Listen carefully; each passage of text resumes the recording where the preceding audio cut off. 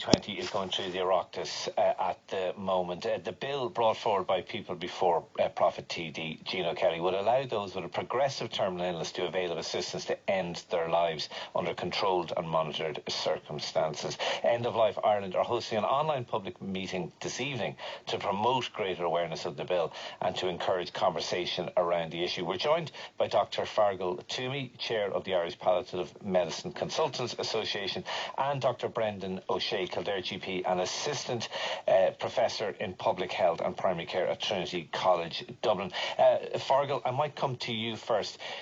You're opposed to medically assisted dying and this legislation. Tell us why.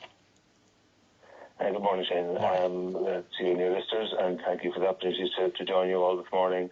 The Consultants Association, our Palliative Medicine Consultants Association, is fundamentally opposed to the introduction of any legislation to support assisted dying or euthanasia.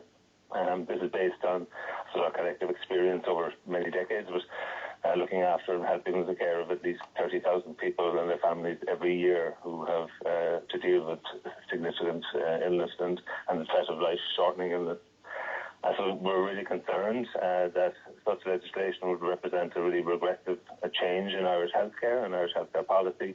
And I think there are really no meaningful safeguards or protections that can be put in place as part of any potential bill that would protect against misuse of the law and most importantly, protect many people who are at an extremely vulnerable time in their lives.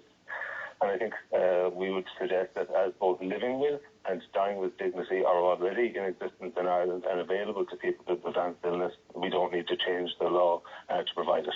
Okay, Dr. Brendan O'Shea, a regressive change in Irish healthcare, no meaningful safeguards for vulnerable people. Do you agree or disagree? I would have a different perspective on it, and so would a significant proportion of medics and also people. And this, more than anything else, is about people. It's about Irish people and the experiences we have at end of life. It's important to be practical about it. In Ireland, we actually have a very good health system. It's not perfect. Aspects of it work very well. In many communities, we have really excellent palliative care, whether it's provided in a hospice or increasingly in community. But it does not work all the time and in every case. There's a lot of evidence being generated in a large number of other societies where this has already been introduced over the last 20 years. In the last couple of months, Queensland have voted to bring this in, and Spain have voted to bring it in. They brought it in Canada 6 years ago. So I take issue with the point that there are no meaningful safeguards. That just really doesn't stack up against international evidence. And I would also take issue with the idea that the system we have is good enough at the moment. It's very good. But we know, and it's consistent, that if you look at 100 people who are going to die in the next 6 weeks, most of them will have a good positive experience with really excellent symptom control. But there is a consistent minority in the order of 5 to 10% who do not achieve good relief of really distressing symptoms. So I'd refer to Fergal's figure in the round, 30,000. In the order of 33 to 36,000 people die each year in this country. If we're looking at 3 to 6% of them having really difficult outcomes where it's not possible to achieve good pain control, where the individual is faced with a prospect of significant, serious suffering, we need to do something different. And this is what has been embarked on. Okay, Fargal, what about that? Like 1,000 people every year in Ireland die deaths that are far from comfortable, and we need to think about them and maybe change because of them. Yeah, I mean, clearly, Shane, I'm in palliative care. My own practice was palliative care widely, not only practiced by specialists in the area. It's all about compassionate care and all about individualised care for patients. Absolutely, nobody doubts that. What I would argue is that there isn't availability of excellent palliative care equally across Ireland, and there are some parts of Ireland where there's no inpatient unit, and many patients wait a long time to access our service. I suppose I'd probably counter Dr. Say's comments in terms of the evidence from internationally around safeguards. I mean, we do know that what's called the slippery slope exists in Holland, where relatively tight alleged safeguards 20 years ago have now been eroded and have almost disappeared.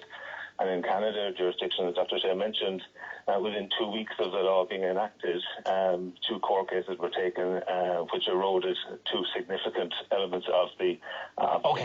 Let's bring Brendan O'Shea in about that. The last one I say, just one point. Okay, just very quickly. We have very strong evidence from Australia that fewer than 2% of patients who have access to palliative care will have pain at the time of death, and fewer than 3% will have severe breathlessness, and fewer than 2% will have evidence of other... Let's bring Brendan in on those 2 points. The slippery slope point, Brendan, and the fact that it's a tiny minority of those who actually avail of palliative care are actually in severe pain.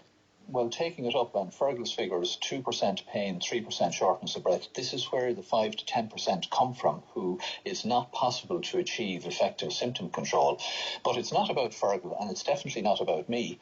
It's about people. It's about what people want. I'm part of a loose group, Irish Doctors for Medical Assistance in Dying. There are over 100 of us. We came together in September and responded to the Justice Committee's requirement. So I'd strongly recommend people to bring your perspectives and experience to the meeting this evening online at End of Life Ireland. Check it out. Today is World Family Doctors Day, and I'd just like to give a cheer for all my own colleagues. Thank you very much. This isn't a quick decision, this is a discussion, and it's really helpful for Newstalk 106 listeners to hear us and to roll this out and to participate in it. Death is a condition with 100% incidence and prevalence. Yeah, okay. No argument there. I'll give you the last word. Fergal, would you be taking up that invitation from Brendan? Perhaps I will. It wasn't on my calendar until I was contacted by yourselves last evening. I think Brendan is fundamentally correct. This is about patients and providing excellent care. I think it's about addressing death and dying in an open way. And palliative care is all about addressing the distresses that people have, and looking at alternative ways to ease them and to bring comfort both to patients as individuals and their families as they face very challenging times in their lives. Okay, all right, we will leave it there. Doctors Fergal Toomey and Brendan O'Shea, thank you indeed for that. Let us know your views. It's a very contentious issue.